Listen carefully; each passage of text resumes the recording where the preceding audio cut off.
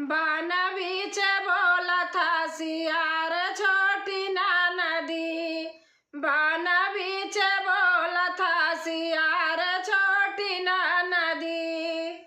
जाई कहे हम अपने ससुर से।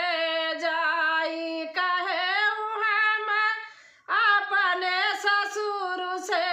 अपने ससुर से सासू जी बैठी रखवार छोटी ना नदी।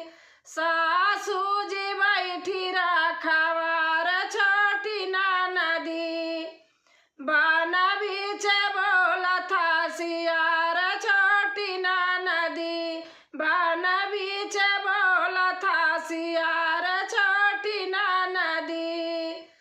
जाई कहे हम अपने जेठा जी से। जाई कहे हम अपने जेठा जी से। अपने जेठा जी से जेठानी जी करैता कवार छोटी ना नदी।